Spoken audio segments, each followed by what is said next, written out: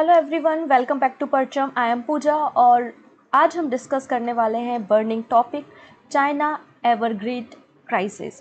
China की एक बहुत ही बड़ी रियल इस्टेट कंपनी है जहां पे अभी हाल ही में क्राइसिस देखने को मिल रहा है। उसकी हालत एकदम ख़राब हो चुकी है, बैंक करप्ट होने की हालत में है और फिंच ने भी कह दिया है कि बिल्कुल कुछ ना कुछ डिफ़ॉल्ट तो ज़रूर है। तो आज हम उसी क्राइसिस को समझेंगे। हम बात करेंगे कि एवरग्रेड का क्राइसिस कैसे हुआ, चाइना की गवर्नमेंट अब क्या कर रही है, क्या उसकी अगली पॉलिसी होने वाली है, साथ ही साथ क्या इस क्राइसिस का हमारी वर्ल्ड इकोनॉमी पे असर पड़ेगा। जैसे कि 2008 की अगर हम क्राइसिस की बात करें और 2008 में जो क्राइसिस हुआ था लेहमैन ब्रदर का क्राइसिस, जो कि एक बैंक करप्ट हो गई थी आपकी अमेरिका यूएसए की, और जिसका असर आपने पूरे कंट्रीज़ में देखा होगा किस तरीके से रिसेशन आ चुका था।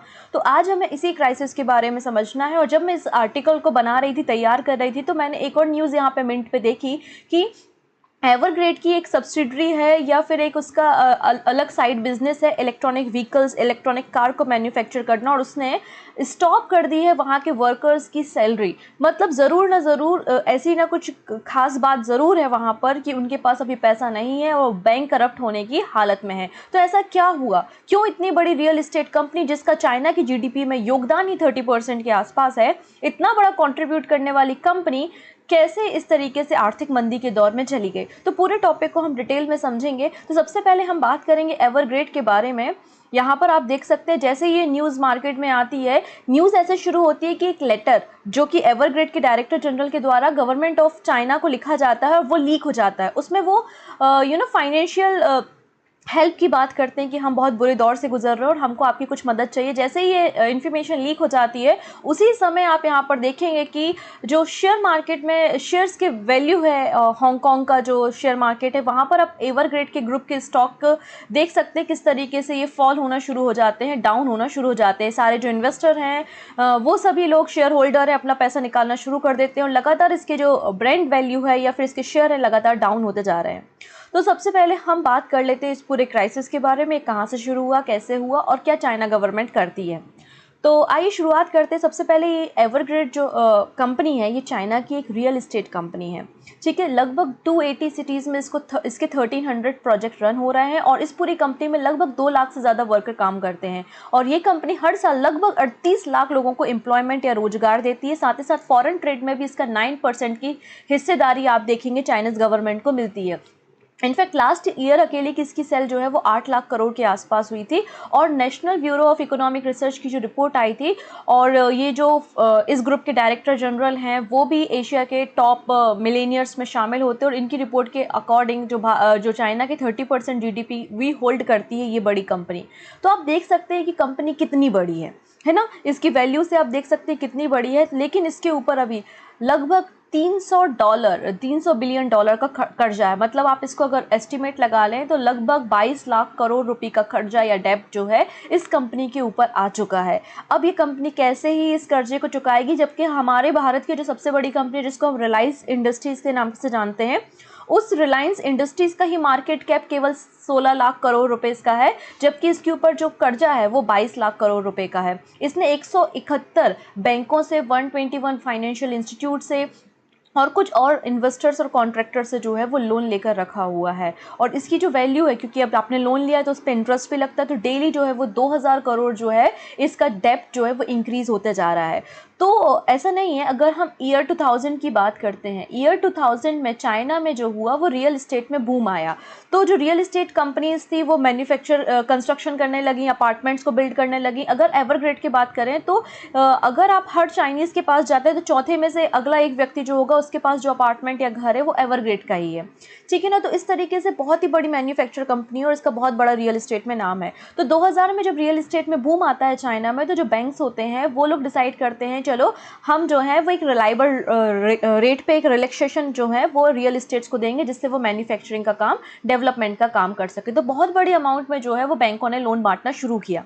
तो उसमें से एक कंपनी जो थी एवरग्रेड, उसने भी बहुत ज़्यादा अमाउंट जो है वो लगभग 3 ट्रिलियन डॉलर कहते हैं कि इतना लोन इसने लेके रखा था। और इसका जो कर्जा है वो दिन प्रतिदिन बढ़ता गया क्योंकि इसने चुकाना ज़रूरी नहीं समझा।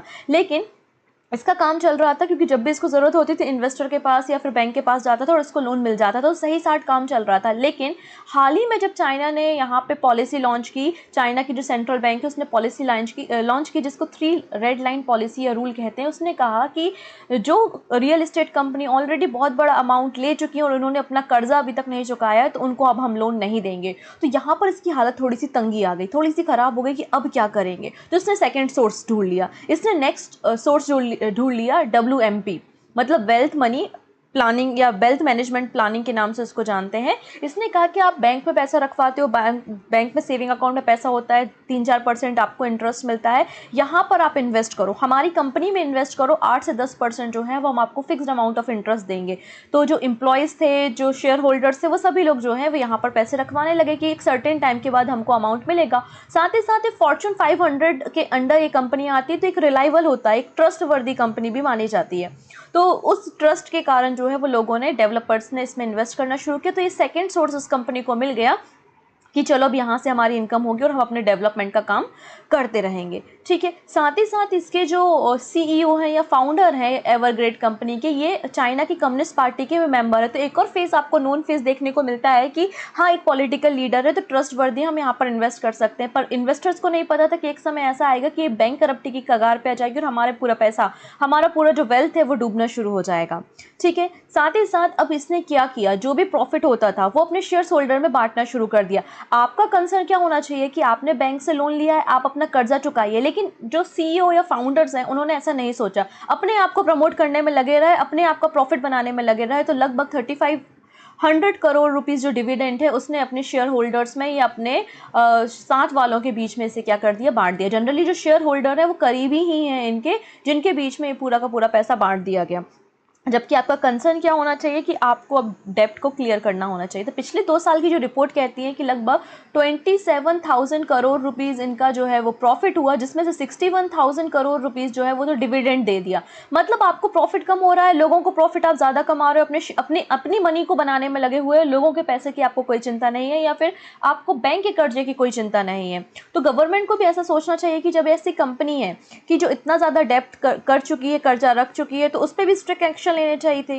लेकिन ऐसा भी चाइनीज गवर्नमेंट के द्वारा कोई भी एक्शन नहीं लिया गया, जबकि इकोनॉमिस्ट के द्वारा इनको पहले ही अलर्ट किया गया था कि जब किसी कंट्री की इकोनॉमी किसी एक बड़े सेक्टर के हाथ में आती है तो उनको थोड़ा सा केयरफुल रहना चाहिए, क्योंकि अगर वो सेक्टर डूबता है, क्योंकि रियल इस्टेट का 40% GDP, रियल इस्टेट का 40% GDP चाइना में है, क्योंकि जब से सबसे पॉपुलर बिजनेस जो है वो रियल इस्टेट है चाइना में। तो जब इतना बड़ा आप शेयर होल्डर रखते हो तो आपको भी इस पर ध्यान देना चाहिए कि वो कभी बैंक करप्ट ना हो जाए, क्योंकि ऐसे में इकोनॉमिक क्राइसिस तो देखने को मिलेंगे।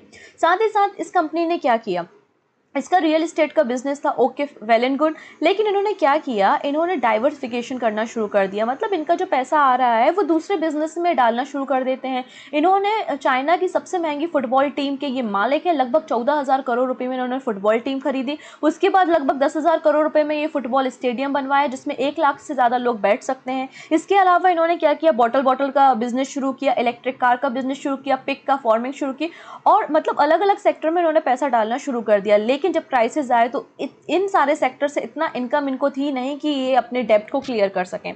अब अपनी प्रॉपर्टी को बेचने की नौबत आ गई कि अपनी प्रॉपर्टी को सेल आउट करके शायद वो अपने डेब्ट को क्लियर कर सकें। लेकिन हुआ क्या, अब एरिया तो फिक्स्ड होता है ना, जैसे हमारी भारत है, हमारे भारत का एरिया फिक्स्ड है, आप उसमें ही आपको इंफ्रास्ट्रक्चर डेवलपमेंट करना है, प्लानिंग करनी है, रेस्टोरेंट खोलने, जो भी करना है। तो जब रियल इस्टेट जो था वो ईयर 2000 में क्या था, बूम पे था, लेकिन अभी 2021 चल रही है। अब बीच में क्या हो गया, चाइना में क्राइसिस आ गया रियल इस्टेट में। मतलब रियल इस्टेट्स के बीच में कंपटीशन बहुत बढ़ गया, क्योंकि ज़मीन कम थी, सभी इन्वेस्टर्स लगे हुए थे कि ज़मीन हमको मिल जाए और इसमें हम बिल्डिंग को खड़ा कर दें। तो जब आप ज़मीन महंगी लोगे तो अपार्टमेंट भी महंगा लोगे, तो अपार्टमेंट जब आप महंगा बेचोगे तो जो नॉर्मल पीपल होते हैं, मिडिल क्लास के लोग होते हैं, वो उस अपार्टमेंट को परचेस नहीं कर पाते। तो जो बिल्डिंग्स की वैल्यूज़ थी वो बहुत ज़्यादा बढ़ गई। तो यहाँ पर जो है बहुत स्लो डाउन रियल इस्टेट में देखने को मिला। तो बहुत ज़्यादा स्टीप प्राइस में, बहुत ज़्यादा डिस्काउंट रेट में भी कोशिश की गई कि इन अपार्टमेंट को बेचा जाए, लेकिन नहीं बिके। तो लगभग 800 प्रोजेक्ट जो हैं अभी एवरग्रेड के जो हैं वो पेंडिंग है, क्योंकि पुराने प्रोजेक्ट के अपार्टमेंट ही नहीं बिक रहे हैं। तो जब तक वहाँ से रेवेन्यू जनरेट नहीं होगा, नए प्रोजेक्ट में काम नहीं किया जा सकता। तो ये बेसिकली ट्रबल में है एवरग्रेड, है ना। 2 लाख से ज़्यादा एम्प्लॉय है यहाँ पे, और इसका कोर बिजनेस यही था कि लैंड में डेवलपमेंट करने का काम, हाउस बनाने का काम, सेलिंग वगैरह करने का काम है, लेकिन अब ये बैंक करप्सी की कगार पे, क्योंकि इसके ऊपर $300 बिलियन का जो है वो कर्ज है और लगभग 37 बिलियन जो है वो इंटरेस्ट बढ़ता जा रहा है, और इसका जो डेप्ट का मैच्योरिटी है वो लास्ट ईयर मतलब नेक्स्ट ईयर जो है वो कंप्लीट हो जाएगी। तो इतने बड़े इकोनॉमिक क्राइसिस से जो है वो चाइना गुजर रहा है। ये जो व्यक्ति दिख रहे हैं इनका नाम है जी हांग। तो ये जो हैं वो एवरग्रेड के फाउंडर हैं। बेसिकली अगर इनकी बात करें तो इन्होंने वुहान यूनिवर्सिटी से अपनी एजुकेशन कंप्लीट की थी और उसके बाद एक स्टील कंपनी में टेक्नीशियन की तरह काम करते थे।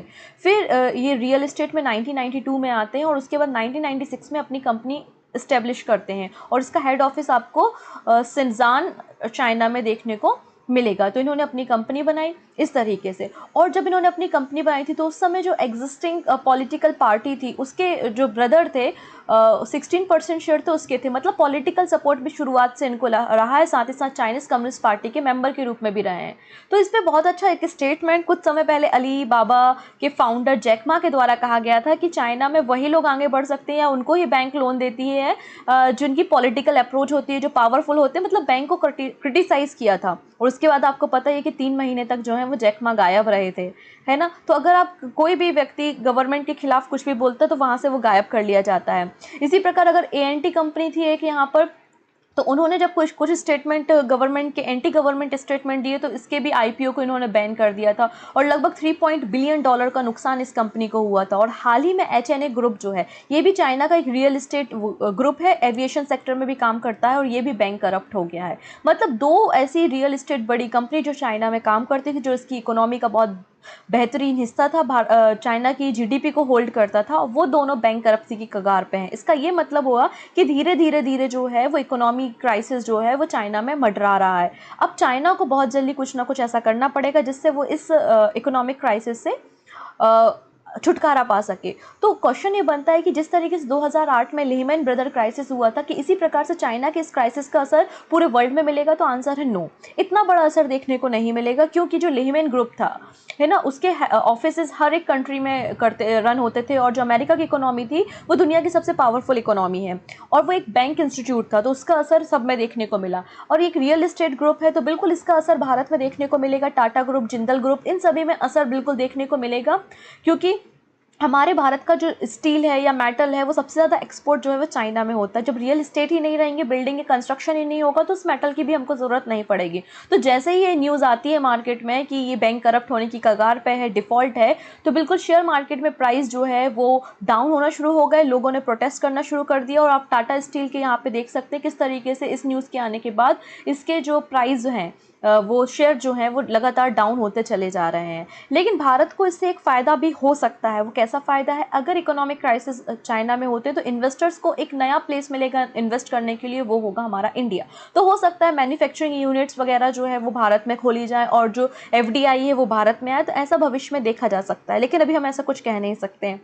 तो ये बेसिकली मेजर क्राइसिस है जो अभी हाल ही में देखा गया है। ठीक है, तो ये सारी इन्फॉर्मेशन एवरग्रेड क्राइसिस के बारे में। आई होप आपको सारी बातें समझ में आई होंगी। So thank you so much. हम मिलेंगे नेक्स्ट सेशन में ऐसे ही कुछ बर्निंग टॉपिक के साथ। तब तक अपना ध्यान रखेंगे। Take care.